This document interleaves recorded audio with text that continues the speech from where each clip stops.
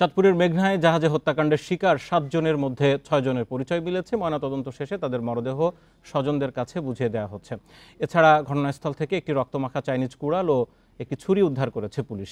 এদিকে নির্মম হত্যাকাণ্ডে পরিবারের উপার্জনক্ষম ব্যক্তিদের হারিয়ে নির্বাক স্বজনরা। তারা বলছেন, কারো সঙ্গে বিরোধ ছিল না, তাহলে কেন এই হত্যাকাণ্ড? এই প্রশ্নের উত্তরও খুঁজছে পুলিশ। হত্যার তদন্তে সব দিক খতিয়ে দেখা হচ্ছে বলে জানিয়েছে আইনশৃঙ্খলা বাহিনী। আলোচিত এই ঘটনা নিয়ে সর্বশেষ তথ্য জানবো। কেন তাদেরকে হত্যা করা হলো, কোনো কুলকিনারা পুলিশ পেয়েছে কিনা জানবো। সহকর্মী আলামিন হোসেন এই মুহূর্তে সরাসরি মেঘনা নদীতে আছেন, আমার সাথে যুক্ত হচ্ছেন। আলামিন, একটাই প্রশ্ন সবার, 7 জনকে মেরে ফেলা হলো, কিচ্ছু নেওয়া হলো না, তাদের মোবাইল, মানিব্যাগ, জাহাজের যেই সরকারি সার ছিল সব ঠিক আছে, কোনো কুলকিনারা পেল পুলিশ? কিছু ধারণা করতে পারছে? নৌপুলিশের যিনি পুলিশ সুপার চাঁদপুর অঞ্চলের সৈয়দ মুশফিকুর রহমান, তার কাছে আমরা একই প্রশ্ন করেছিলাম। তিনি তিনটি বিষয়কে সামনে রেখে মূলত তদন্ত কার্যক্রম পরিচালনা করছেন। এর মধ্যে একটি হচ্ছে সার চুরি, নৌযান শ্রমিকদের অভ্যন্তরীণ দ্বন্দ্ব রয়েছে কিনা, এবং পাশাপাশি ব্যবসায়ী স্বার্থ যারা রয়েছে, এই জাহাজটির 6 জন মালিক, তাদের মধ্যে ব্যবসায়ী কোনো বিরোধ রয়েছে কিনা, সেই বিষয়গুলোকে মূলত তারা খতিয়ে দেখছেন।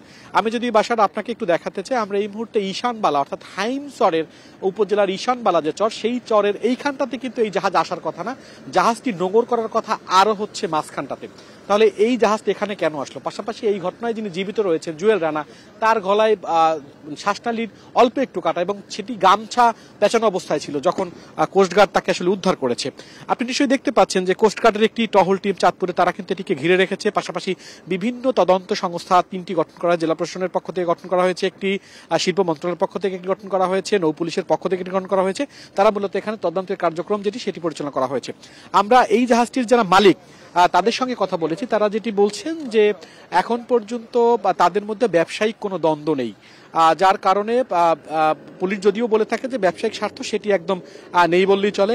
এর বাইরে অভ্যন্তরীণ দ্বন্দ্ব নৌযান শ্রমিকদের সেটি আছে কিনা সেটি তারা খতিয়ে দেখছেন। পাশাপাশি জুয়েল রানা এখন ঢাকা মেডিকেলে রয়েছেন, তার একটি অপারেশন হয়েছে এবং তিনি কথা বলতে পারছেন।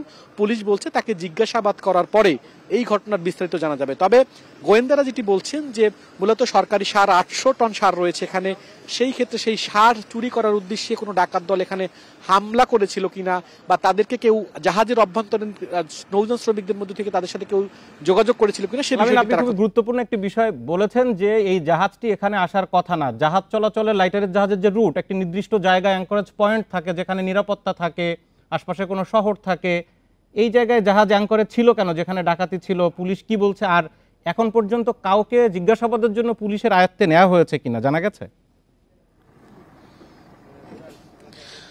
পুলিশের আয়ত্তে এখন পর্যন্ত এই ঘটনায় কাউকে নেওয়া হয়নি, এবং এই ঘটনার বড় প্রত্যক্ষদর্শী বলেন সেটি হচ্ছে জুয়েল রানা। মূলত তিনি যেটি বলেছেন যে জাহাজটিতে 8 জনই ছিল।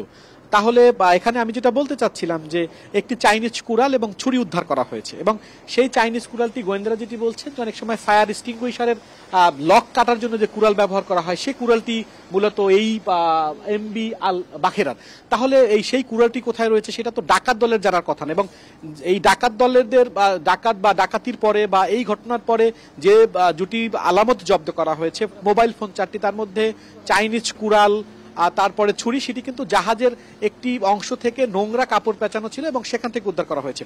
গোয়েন্দারা আরো গুরুত্বপূর্ণ তথ্য দিয়েছেন যে জুয়েল রানা, যিনি হাত অবস্থায় রয়েছেন, তার গলায় একটি গামছা পেঁচানো ছিল, অর্থাৎ গলা যেখানে কাটা। এবং পুলিশ যেটি বলছে যে ঘুমের ওষুধ কিংবা চেতনানাশক কিছু খাইয়ে মূলত তাদেরকে সেখানে এই ঘটনায় তাদের হত্যা করা হয়ে থাকতে পারে। এমবি মুগিন নামে আরো একটি যে জাহাজ, সেই জাহাজটিরও জব্দ করা হয়েছে, এবং এই জাহাজটি পাশাপাশি ছিল। সেই জাহাজটির বা শ্রমিকদেরও জিজ্ঞাসাবাদের জন্য পুলিশ তাদেরকে হেফাজতে নিয়েছে। মূলত তারা কি দেখেছে, এই জাহাজটি এখানে কেন এসেছে, 7 জন মানুষকে নৃশংসভাবে কেন হত্যা করা হলো, এবং তাদের প্রত্যেকেই কুপিয়ে হত্যা করা হয়েছে গলা এবং ঘাড়ে, তো সেটি নৃশংসমূলক, এবং পুলিশ বলছে এটি পরিকল্পিত হত্যা। এই ঘটনা ইতিমধ্যেই হাইমচর থানায় একটি মামলার প্রক্রিয়া চলছে, এবং সেটির বাদী হবেন এই যে নৌযানটি, সেই নৌযানটির মাস্টার গোলাম। আপনাকে অনেক ধন্যবাদ। আপনি যে আরেকটি জাহাজের কথা বলছিলেন সেটিও ওই কোম্পানির জাহাজ, যারা প্রথম যে সেখানে তাদেরকে শনাক্ত করে, নিশ্চয়ই জিজ্ঞাসাবাদে বিস্তারিত জানা যাবে। ধন্যবাদ আপনাকে।